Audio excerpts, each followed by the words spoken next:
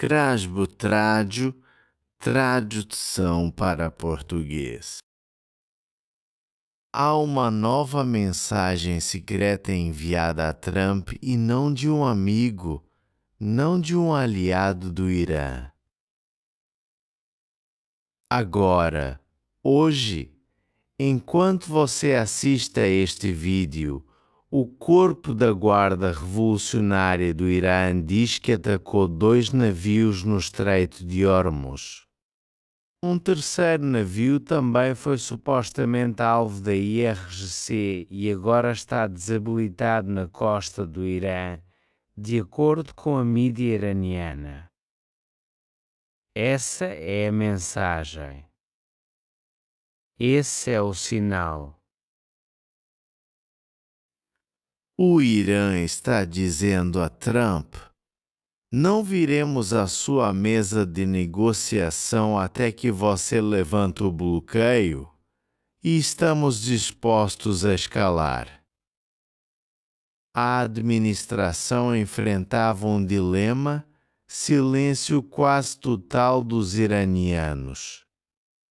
Nos dias anteriores, os EUA haviam enviado ao Irã uma lista de pontos amplos de acordos que queriam que os iranianos concordassem antes da próxima rodada de conversas. Mas dias se passaram sem que os EUA recebessem uma resposta, levantando suspeitas sobre quanto Vance e outros poderiam alcançar indo ao Paquistão para negociações presenciais planejadas. Esse silêncio, essa é a mensagem secreta. A estratégia do Irã é não dizer nada publicamente, depois agir violentamente no estreito.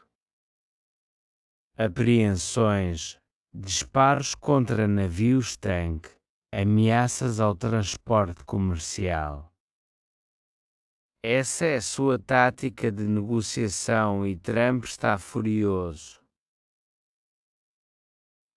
A porta-voz do Ministério das Relações Exteriores iraniano, Imiai, disse que a hesitação do Irã em participar de negociações se deveu a mensagens contraditórias, comportamentos contraditórios e ações inaceitáveis do lado americano.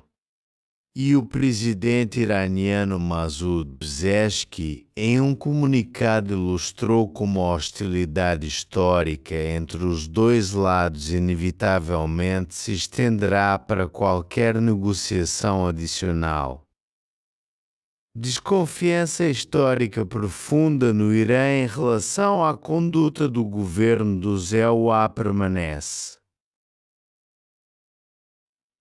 Enquanto sinais não construtivos e contraditórios de funcionários americanos levam uma mensagem amarga. Eles buscam a rendição do Irã. Os iranianos não se submetem à força. Essa é uma resposta pública direta do presidente do Irã ao presidente dos Estados Unidos. Mas a mensagem real, a secreta, é que foi entregue não por palavras, mas por ações no Estreito de Hormuz. Navios apreendidos, navios disparados, navios desabilitados e uma recusa categórica de aparecer na mesa de negociações no Paquistão. Agora, fique comigo porque o que estou prestes a apresentar é a história completa de como chegamos aqui. O que ambos os lados realmente desejam. Como se parecem os canais secretos? Quem são os verdadeiros atores do poder nesta negociação? E criticamente o que isto significa para você como investidor, como consumidor e como alguém que paga por gasolina. compra alimentos e tem dinheiro no mercado de ações. Há muito para desvendar aqui, e depois neste vídeo, vou lhe dar coisas específicas e acionáveis que você pode fazer para proteger seu dinheiro através desta crise. Então, vamos começar. Deixe-me estabelecer o cenário. Em 28 de fevereiro de 2026, os Estados Unidos e Israel lançaram uma campanha militar conjunta contra o Irã. Os objetivos declarados eram claros: impedir que o Irã obtenha armas nucleares, destruir seu programa de mísseis e, embora menos oficialmente, criar condições para mudança de regime. Trump foi questionado 2 semanas antes da guerra começar se desejava o colapso do governo no Irã. Ele disse que parecia que seria a melhor coisa que poderia acontecer. A guerra escalou rapidamente. Houve ataques ao Irã após a morte de Soleimani e vários outros líderes iranianos sênior.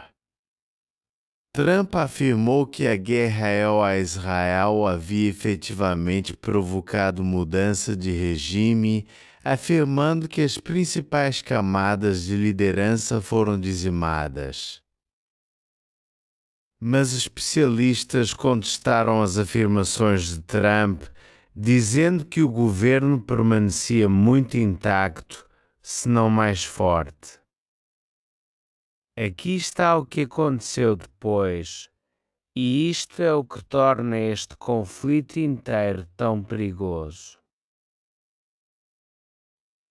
O Irã respondeu não lançando um contra-ataque convencional contra bases militares americanas, embora houvesse ataques com mísseis balísticos, incluindo um que atingiu Tel Aviv, mas fazendo algo muito mais economicamente devastador. O Irã fechou o Estreito de Hormuz. Agora, deixe-me explicar o que é o Estreito de Hormuz para qualquer pessoa que não saiba, porque esta é a peça geográfica mais importante da economia global neste momento. O Estreito de Hormuz tem 34 quilômetros, cerca de 21 milhas de largura em seu ponto mais estreito. Suas 2 vias de navegação unidirecionais facilitam o trânsito de cerca de 20 milhões de barris de petróleo por dia, representando aproximadamente 20% do comércio global de petróleo transportado por mar, principalmente de produtores como a Arábia Saudita, Emirados Árabes Unidos, Iraque e Catar. Em 2024, estima-se que 84% dos embarques de petróleo bruto e condensado através do estreito eram destinados a mercados asiáticos, com a China recebendo 1/3 de seu petróleo através do estreito. Então, quando digo que o Irã fechou o estreito, estou dizendo que o Irã tomou um ponto de estrangulamento através do qual 1/5 do petróleo do mundo flui e o desligou. Plantaram minas. Desdobraram lanchas de ataque. Ameaçaram o transporte comercial. O Irã começou a controlar o tráfego através do estreito e cobrou pedágios de mais de $1 milhão por navio. Este é o poder de alavancagem do Irã. Esta é sua opção nuclear. Não uma bomba, mas uma arma econômica. E é devastador. Deixe-me mostrar o que isto fez aos mercados globais. Porque aqui é onde a borracha toca a estrada para as pessoas do dia a dia. Os preços do petróleo Brent dispararam 63% apenas em março. O maior ganho mensal desde 1988. O contrato de referência global Brent fechou em $1 por barril. E o preço médio da gasolina no EUA passou por 4 vezes pela primeira vez desde 2002, quando um navio-tanque carregado de petróleo foi atingido por um ataque iraniano perto de Dubai, com o controle do Irã sobre a crucial rota comercial do Estreito de Hormuz, provocando uma crise econômica global que já fez os preços de energia dispararem. Agora, a partir de hoje, os futuros do benchmark internacional Brent estão sendo negociados a $99,3 por barril, enquanto os futuros do West Texas Intermediate do EUA estão sendo negociados a $90,3. Pense por um segundo.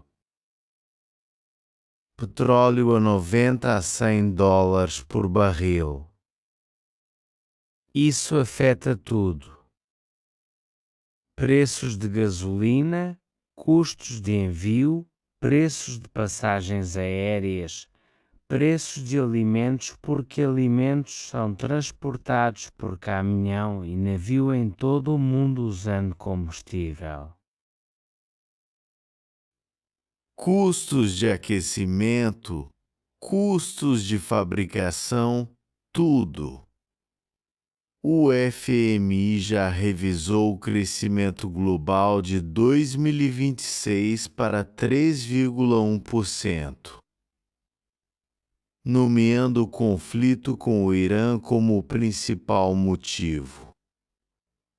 Os economistas do Goldman Sachs aumentaram sua previsão de inflação do PCE de dezembro de 2026 em 1 ponto percentual completo para 3,1% e reduziram sua previsão de crescimento do PIB de 2026 em meio ponto para 2%. Uma consequência direta dos preços do petróleo mais altos. A guerra e o bloqueio do estreito continuam agitando os mercados globais, com a indústria aérea particularmente afetada. A companhia aérea alemã Lufthansa disse que, devido ao preço do combustível para a aviação ter dobrado desde o início da guerra, ela estava cortando 20.000 voos até outubro. United Airlines também foi impactada, com a Reuters reportando que a transportadora havia previsto lucros do segundo trimestre e do ano todo abaixo das estimativas do Wall Street. Este não é um conflito geopolítico abstrato acontecendo do outro lado do mundo. Esta é uma crise na sua carteira. E aqui está a coisa que Trump mesmo admitiu quase acidentalmente. Ele disse a CNBC: fiquei surpreso. Pensei que seria muito menor e pensei que o petróleo seria muito mais alto, e tenho muito prazer em dizer que não foi. Ele sugeriu que o petróleo poderia ou deveria ser, na verdade, 2 vezes mais caro. Se você me tivesse dito que o petróleo está em 90 em vez de $200 por barril, eu ficaria francamente surpreso. Em outras palavras, o presidente dos Estados Unidos acabou de lhe dizer que, em sua própria estimativa, a guerra poderia ter levado o petróleo a $200 por barril. E ele considerou $90 uma vitória. Isso deveria lhe dizer o quão altas são as apostas. Agora, deixe-me guiá-lo através do processo de negociação, porque é aqui que a mensagem secreta realmente começa a tomar forma.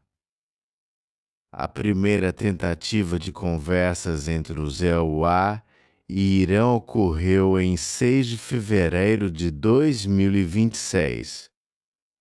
Os Estados Unidos e Irã realizaram negociações indiretas em Mascate, Omã, mediadas pelo ministro das Relações Exteriores de Omã, Bed bin Hamad al-Buzidi.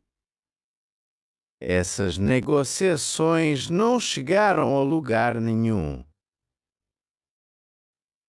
O secretário de Estado Marco Rubio disse: "Não tenho certeza de que você possa chegar a um acordo com esses caras." E o vice-presidente Jodade Vance expressou frustração pelo fato de o líder supremo que dirigia o país não ter participado das negociações. Depois, em 1º de março, Trump afirmou que líderes iranianos desejavam retomar as negociações e que ele havia concordado. Mas Ali Larijani, secretário do Conselho Nacional de Segurança Supremo do Irã, descartou as conversas. Trump então escreveu em 6 de março: "Não haverá acordo com o Irã exceto rendição incondicional da ONU." Vê o padrão? Trump diz que as conversas estão acontecendo. O Irã diz que não estão. Trump exige rendição incondicional. O Irã diz que nunca se submeterá e toda a economia do mundo fica pendurada na corda bamba. Então, no final de março, algo mudou.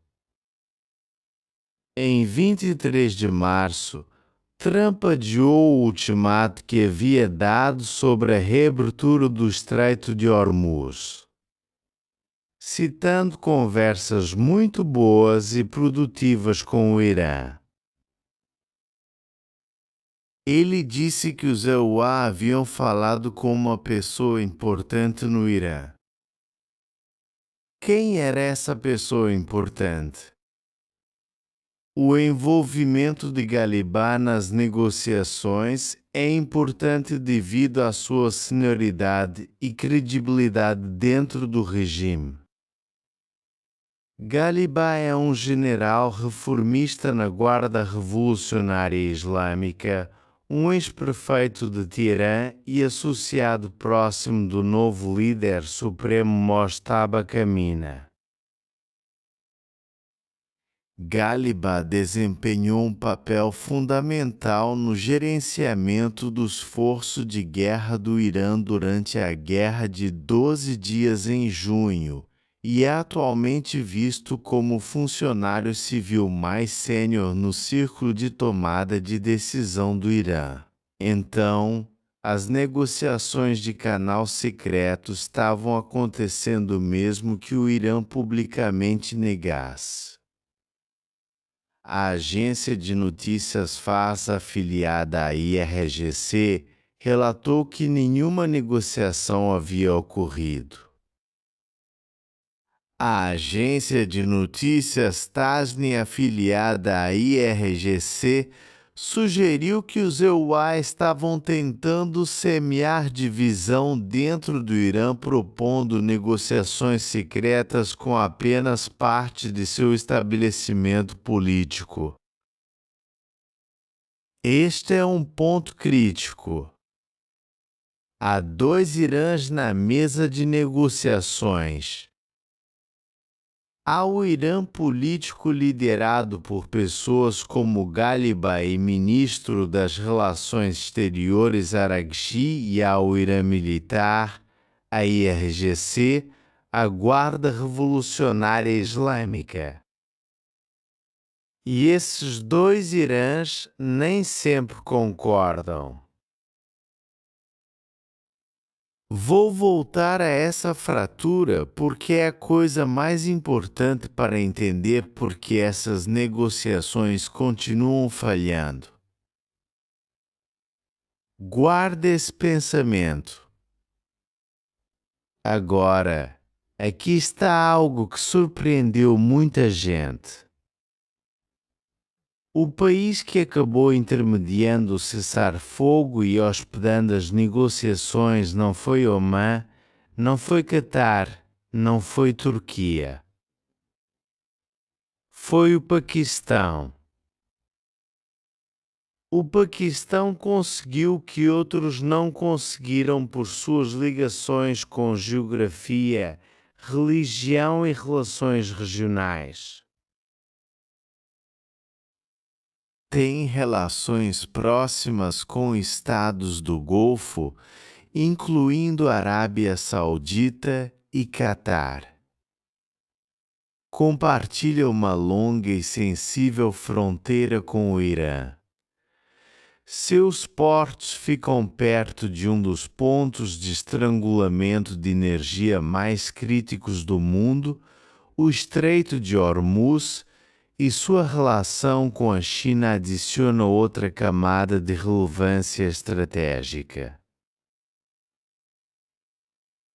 Ao contrário de vários outros mediadores na região, não abriga bases militares dos EUA.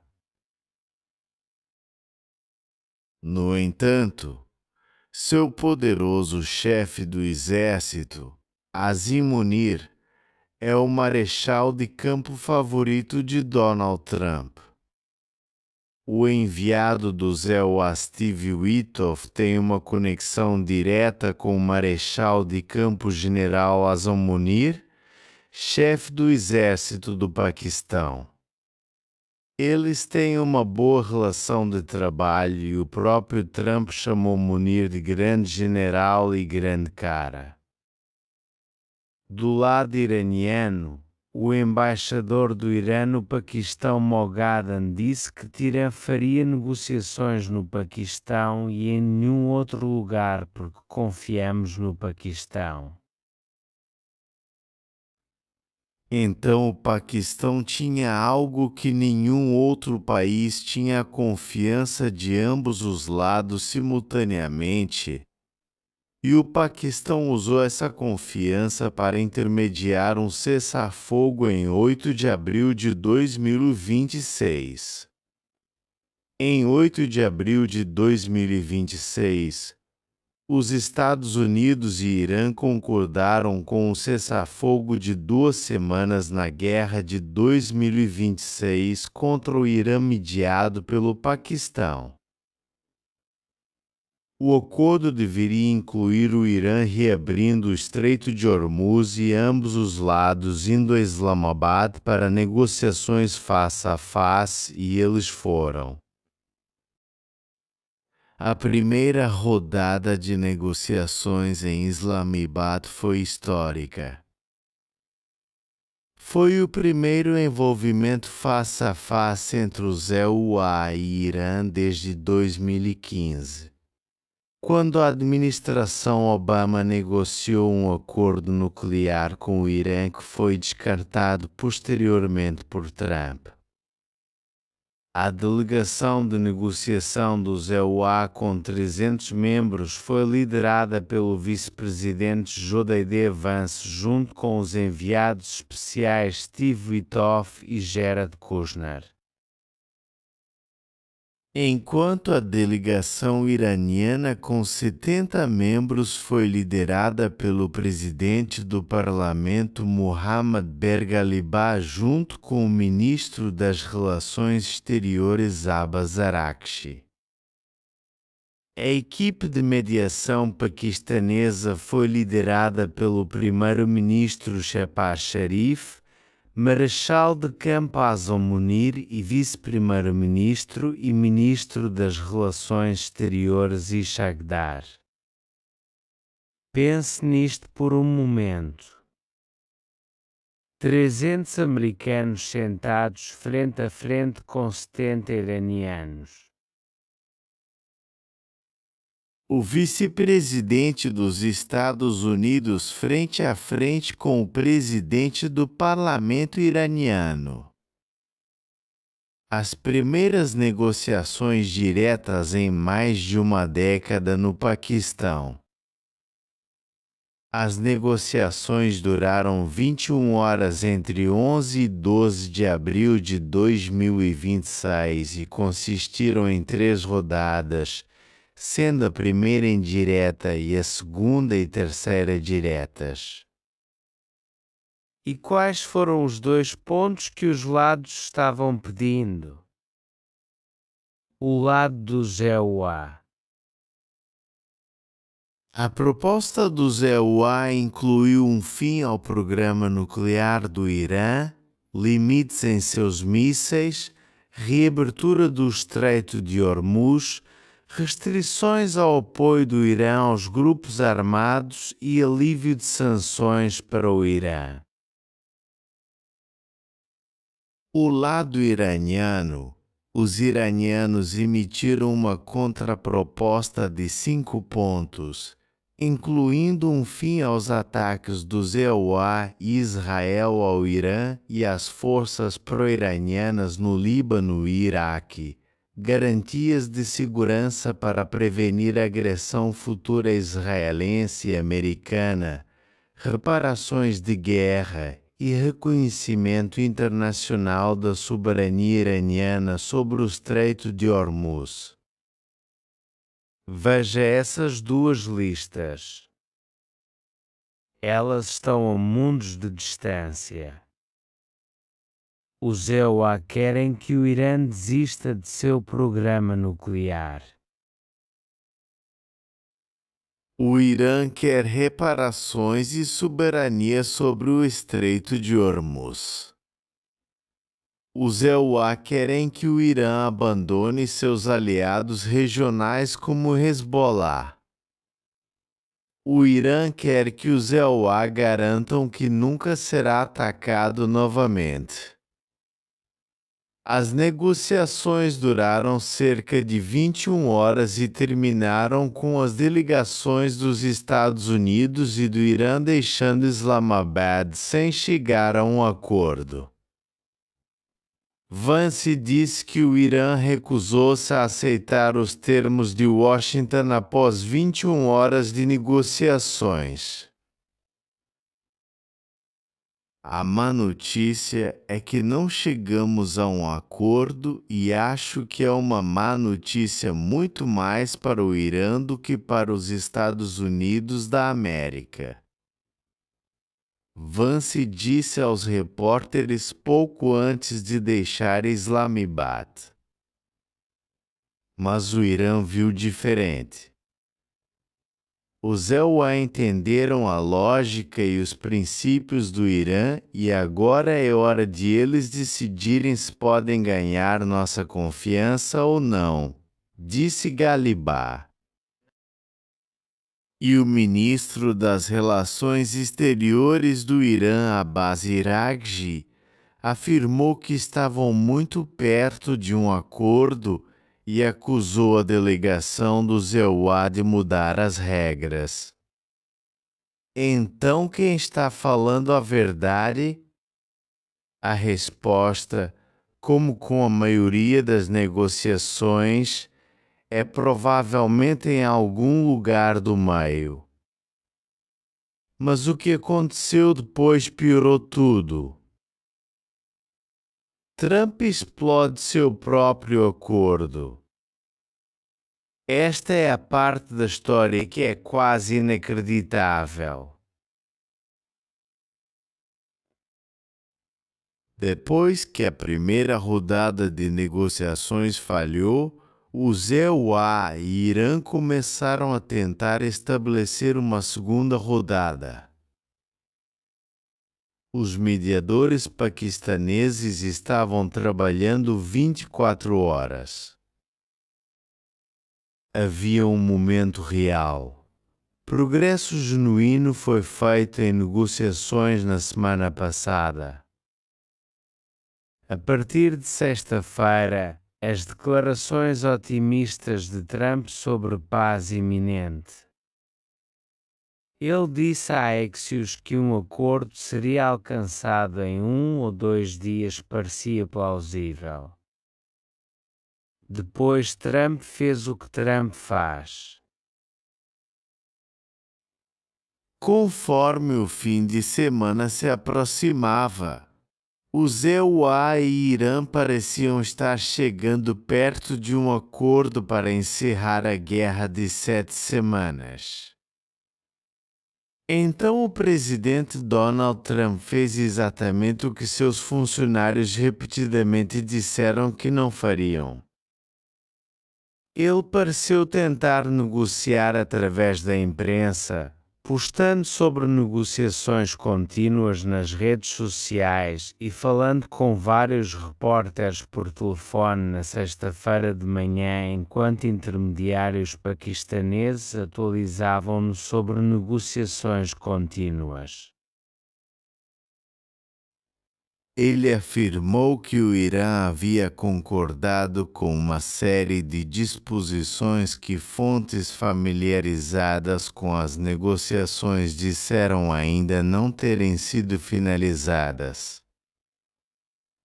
Ele também afirmou que o Irã havia concordado com muitos dos pedidos dos EUA mais controversos, incluindo entregar o urânio enriquecido, e declarou um fim iminente à guerra.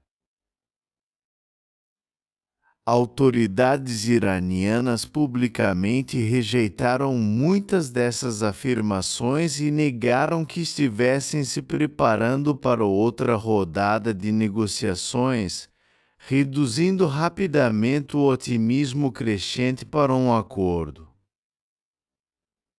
E depois ficou pior. O ministro das Relações Exteriores do Irã, Abbas Araghchi, havia acabado de declarar o estreito completamente aberto. Mas dentro de horas de Araghchi proclamar o estreito aberto, o corpo da Guarda Revolucionária Islâmica disparou contra navios-tanque tentando atravessá-lo, citando a recusa de Trump de levantar seu próprio bloqueio. Aqui é onde a fratura dentro do Irã se torna crítica. Autoridades do EUA viram isto como evidência de uma divisão entre a equipe de negociação liderada por Galibá e os líderes militares da IRGC. Pensávamos que estávamos negociando com as pessoas certas. Eles haviam chegado ao coquetel do que haviam concordado, o que poderia ser anunciado, disse um funcionário da administração sênior.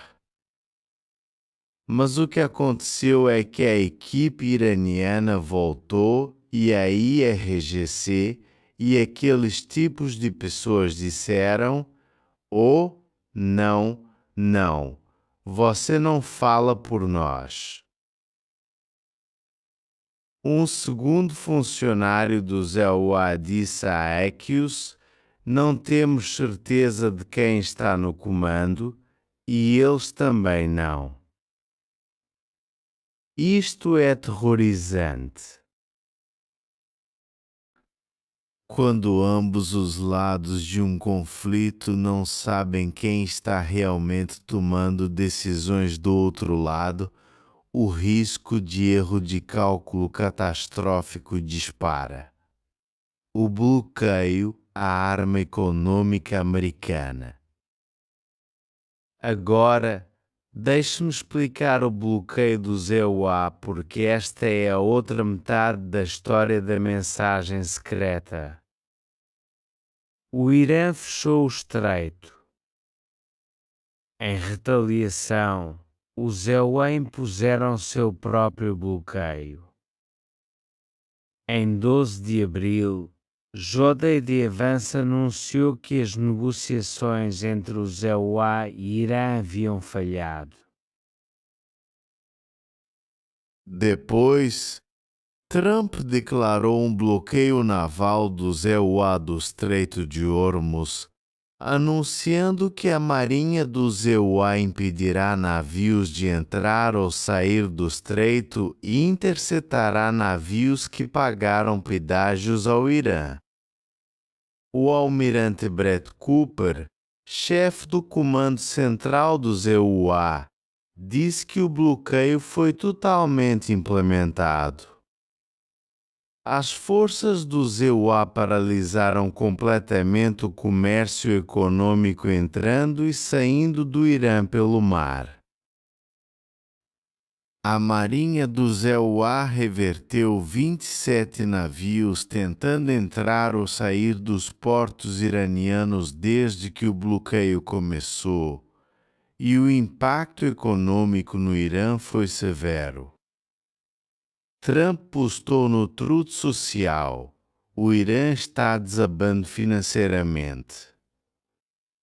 Eles querem que o Estreito de Hormuz seja aberto imediatamente, faminto por dinheiro, perdendo 500 milhões de dólares por dia." Militares e polícia reclamando que não estão recebendo pagamento. A secretária do Tesouro Scott Bessent disse que em questão de dias, o armazenamento da ilha Karg ficará cheio e os poços de petróleo iranianos frágeis serão desligados, restringindo o comércio marítimo do Irã, alvejando diretamente as principais rotas de receita do regime. Agora, deixe-me decompor o que isso significa. Karg Island é de onde 90% das exportações de petróleo bruto do Irã são enviadas. Se o armazenamento lá ficar cheio, o Irã tem que desligar seus poços, significando fisicamente parar de produzir petróleo. Desligar poços de petróleo é caro e prejudicial. Pode reduzir permanentemente a capacidade desses poços. Então, o bloqueio não está apenas prejudicando as receitas do Irã hoje. Poderia estar danificando sua capacidade de produção de petróleo por anos. Isto é o que os EUA estão fazendo, apertando o Irã economicamente enquanto mantém um cessar-fogo militarmente. A mensagem de Washington é: não vamos bombardeá-lo agora, mas vamos asfixiar sua economia até que você venha à mesa nos nossos termos. A resposta do Irã. A mensagem secreta. Sem palavras, sem comunicação diplomática oficial, apenas apreendendo navios, apenas disparando contra navios-tanque, apenas recusando-se a aparecer em Islamabad. As contradições que estão matando o acordo. Aqui está o que torna esta situação tão única e perigosa. Ambos os lados estão enviando sinais contraditórios e essas contradições estão impedindo um acordo. No lado americano, as contradições são quase cômicas. O comentário contínuo de Trump adicionou a confusão enquanto ele se move entre ameaças, otimismo e desonestidade. Enquanto seus negociadores ofereciam 20 bilhões de dólares em fundos congelados para o estoque de urânio do Irã e discutiam uma moratória temporária sobre enriquecimento, Trump falsamente disse a vários repórteres que o Irã havia concordado em desistir do estoque e enriquecimento. Sem fundos congelados necessários. Em um ponto, Trump disse aos chamadores que o vice-presidente J.D. Vance não participaria desta rodada de negociações.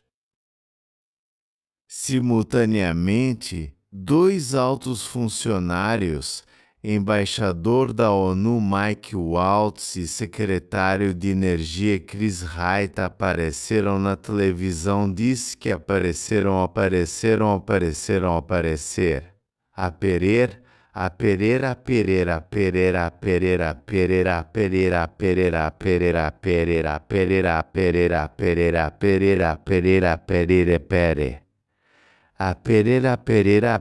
Perecimento, por favor, calor. Calor. Aconteceu que estavam certos e Trump estava errado. Em meio às suas proclamações de que um acordo estava próximo, Trump também salpicou ameaças de destruir as pontes e usinas de energia do Irã. Imagine que você esteja sentado frente a frente com alguém que diz à imprensa que você concordou com coisas que não concordou, depois ameaça bombardear suas pontes, depois diz que quer paz, depois diz que vai enviar uma delegação, depois diz que não vai, depois diz que a delegação está no ar, depois não. Como você responderia? A resposta do Irã foi exatamente o que você esperaria: desafio. Galibá acusou Washington de enviar sinais mistos, dizendo: o inimigo publicamente envia mensagens de negociação e diálogo e em segredo planeja um ataque terrestre. No lado iraniano, as contradições vêm da fratura interna que mencionei.